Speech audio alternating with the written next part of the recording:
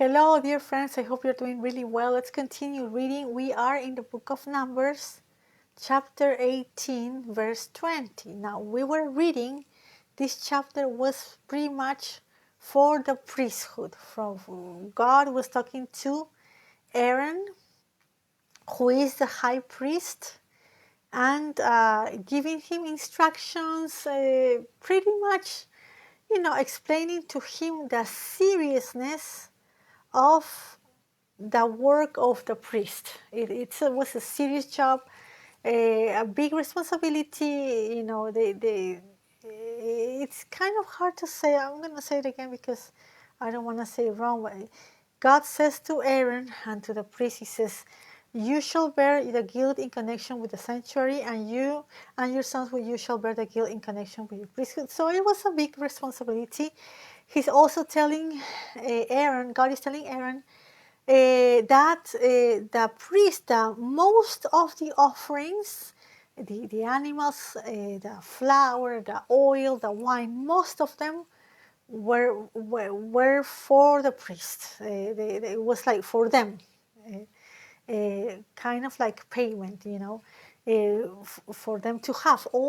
Pretty much almost all the offerings were for the priest.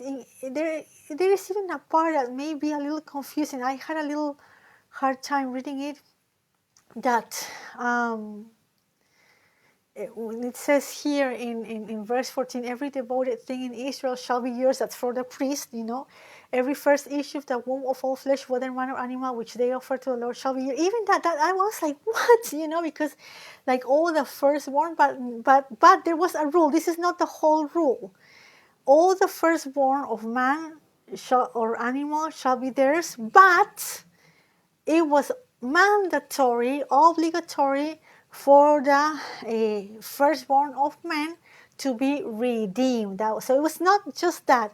So even though the first issue was for them, they were supposed to be redeemed. So it was not like, if we don't read the whole thing, it's weird. But no, all firstborn of men were redeemed. And here's the price, 5 shekels. And firstborn of some animals were also redeemed, but the firstborn of sheep or goat, then no, they had to be, they were offered to God, So it's not, we should, especially me, we should always be careful, read the whole thing, not just, sometimes people quote the Bible and they quote one line and they miss very important information, so we should be careful. So pretty much the priesthood receives so much, most, not all, but most of the offerings for the priest. But there was something else. It's in number 20. God says, "Then the Lord said to Aaron, you shall have no inheritance in their land, nor own any portion among them. I am your portion and your inheritance among the sons of Israel." That means that the priesthood, this priesthood, it's kind of a picture of the future priesthood, that they are not supposed to have an earthly inheritance, but a spiritual inheritance, But, we will see that when they get to the promised land in the book of Joshua, that they live in cities, the priesthood and the Levites, the priests and the Levites, they live in cities, that each tribe gives them cities all over Israel, So they do have a place to live. They live in different cities.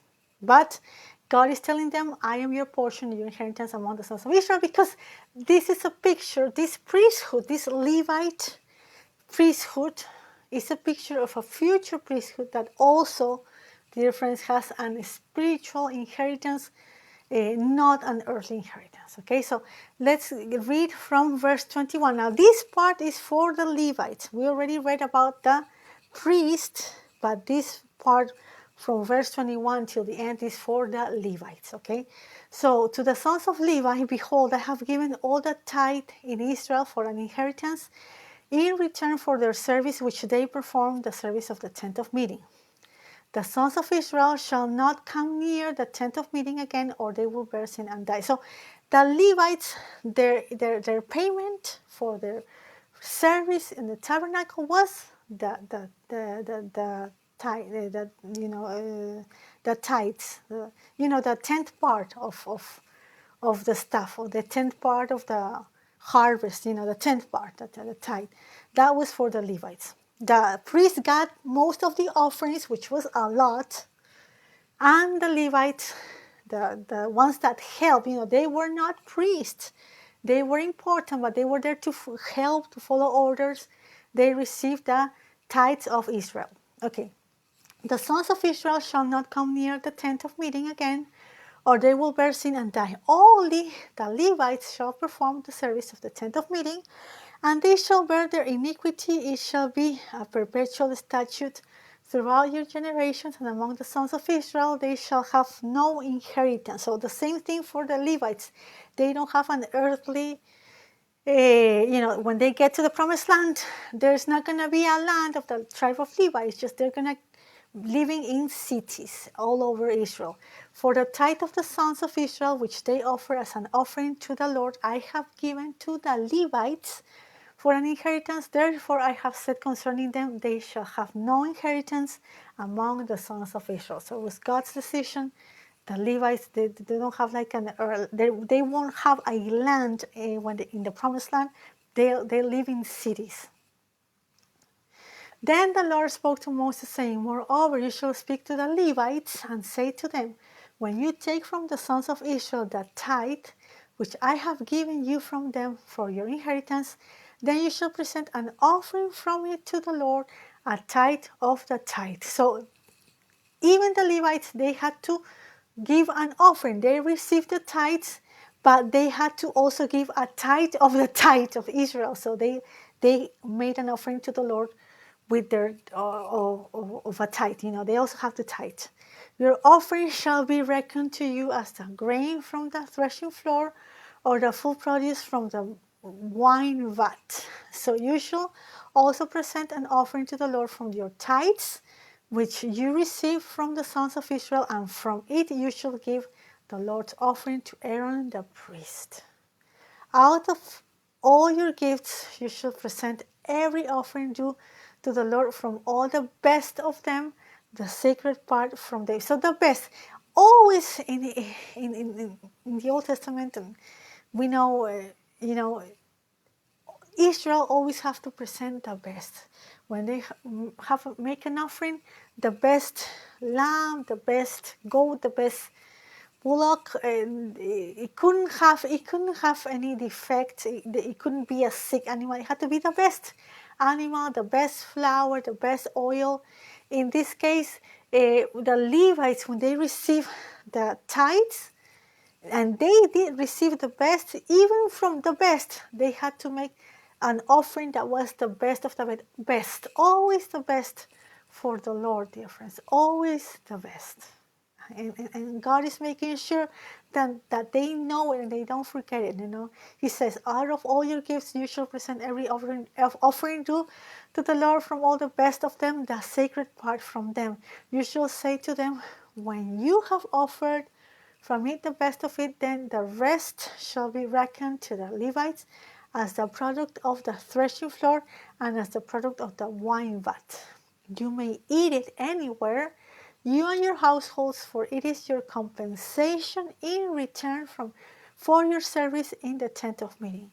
You will bear no sin by reason of it when you have offered the best of it. So it was mandatory that they offer the best